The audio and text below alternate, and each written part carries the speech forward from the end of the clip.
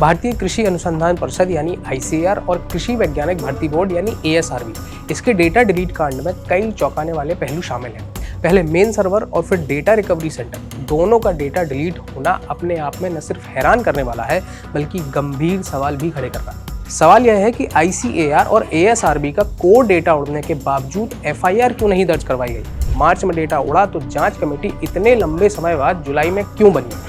IT और cyber मामले से जुड़े इस केस की जांच क्रॉप साइंस के विशेषज्ञ को क्यों दी गई और मेन सर्वर का डेटा डिलीट होने के बाद तुरंत बैकअप क्यों नहीं लिया गया। इन सवालों का जवाब कोई भी अधिकारी देने को तैयार नहीं है, इसलिए इसमें साजिश वाले एंगल को हवा मिल रही है।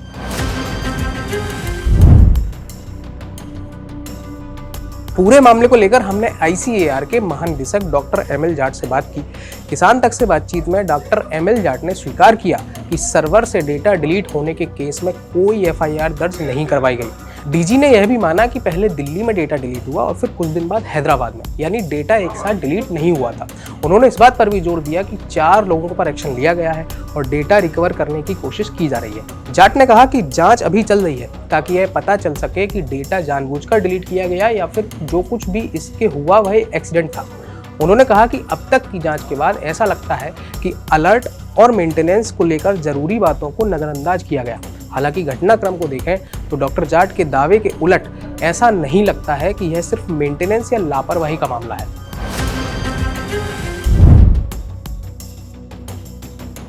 ताज्जुब की बात यह है कि मार्च में डेटा डिलीट हुआ और उस मामले को ICAR और कृषि मंत्रालय के अधिकारी कई महीने तक दबाकर बैठे रहे। जब केंद्रीय कृषि मंत्री शिवराज सिंह चौहान को इस पूरे मामले का पता चला तो उन्होंने मामले की गंभीरता को देखते हुए जुलाई 2025 में 6 सदस्यीय एक जांच कमेटी के गठन का आदेश दिया।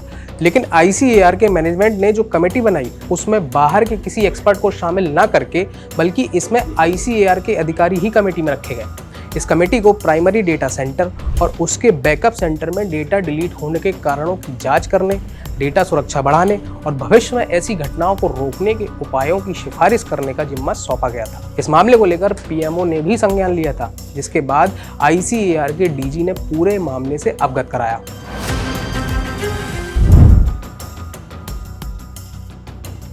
इस जांच कमेटी से जुड़े सूत्रों ने बताया कि सर्वर पर पहला थ्रेट इस साल 28 फरवरी को आया था। बताया गया है कि इसके बाद मार्च में डेटा डिलीट हुआ, फिर कुछ दिन बाद हैदराबाद के बैकअप सर्वर में वही डेटा डिलीट हो गया जो प्राइमरी सर्वर में हुआ था। इसलिए मामले में कई सवाल खड़े हो रहे हैं। पहला यह है कि अगर सर्वर पर कोई थ्रेट था तो फिर इसके बाद डेटा सुरक्षित करने के लिए क्या कदम उठाए गए। डेटा डिलीट होने के बाद तुरंत उसका बैकअप क्यों नहीं लिया गया और क्यों ICAR के लोग हाथ पर हाथ धरे बैठे रहे।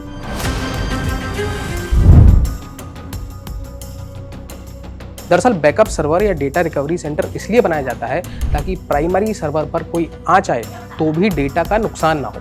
प्राइमरी सर्वर में डेटा उड़ते ही बैकअप सर्वर की सुरक्षा और कड़ी कर दी जाती है। अगर किसी संस्थान के प्राइमरी सर्वर का डेटा किसी वजह से उड़ता है तो या तो तुरंत उसी सर्वर से डेटा रिट्रीव करने की कोशिश होती है या फिर इस काम में नाकाम होने के बाद बैकअप सर्वर से उस डेटा को तुरंत प्राइमरी में लिया जाता है। ऐसा लगता है कि यहाँ दोनों काम नहीं किए गए, इसलिए ASRB और ICAR का बेहद महत्वपूर्ण और संवेदनशील डेटा चला गया। जब छोटे से छोटे संस्थान में डेटा सुरक्षित रखने के लिए इसी तरह की प्रक्रिया का पालन होता है तो 10,000 करोड़ रुपए के सालाना बजट वाले संस्थान में ऐसा क्यों नहीं किया गया।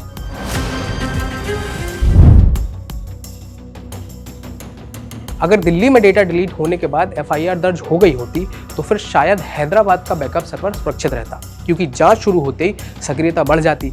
इतने महत्वपूर्ण संस्थान का डेटा डिलीट होने के पीछे कोई साइबर अटैक था या फिर साजिश, अभी तक यह साफ नहीं हो पाया। इसकी एक वजह यह भी है कि IT और साइबर मामले से जुड़ी यह जांच ICAR के लोगों ने ही की, जिसका नेतृत्व संस्थान के उस डिप्टी डायरेक्टर जनरल के हाथों में था जो IT या साइबर मामलों का नहीं बल्कि क्रॉप साइंस का विशेषज्ञ है।